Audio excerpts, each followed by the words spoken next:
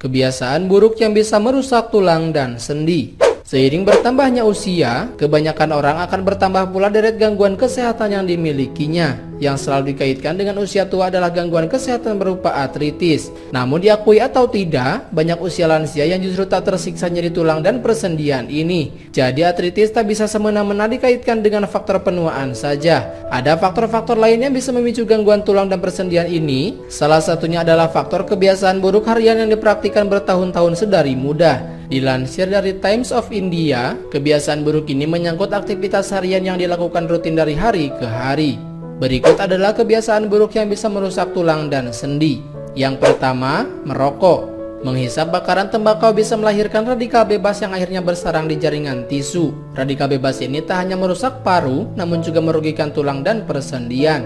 Radikal bebas ini akan membunuh sel yang membangun tulang. Sebuah penelitian menghasilkan kesimpulan bahwa seorang perokok memiliki kepadatan tulang lebih rendah dibanding mereka yang bukan perokok. Ketika Anda mengalami patah tulang, aktivitas merokok akan memperlambat penyembuhan. Karena radikal bebas dari rokok akan merusak pembuluh darah, sehingga menghambat penyaluran oksigen dan nutrisi dalam darah yang dibutuhkan dalam proses penyembuhan.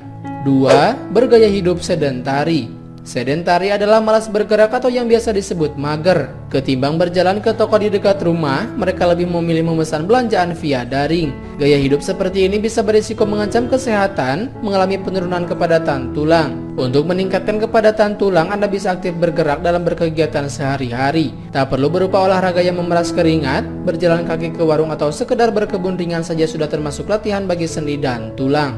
3. Mengonsumsi alkohol. Alkohol meningkatkan produksi hormon stres yaitu kortisol.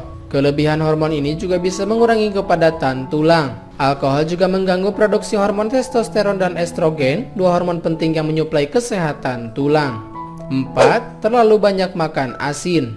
Ada kaitan erat antara pengonsumsian garam dan kondisi tulang dan persendian. Ketika sodium dalam tubuh meningkat, maka urin akan mengeluarkan kelebihan kalsium. Hal ini tentu saja bisa mengurangi kepadatan tulang jika pengonsumsian garam tinggi terjadi terus-menerus. 5. Mendekam di dalam rumah. Vitamin D adalah penyupport kesehatan tulang nomor 1.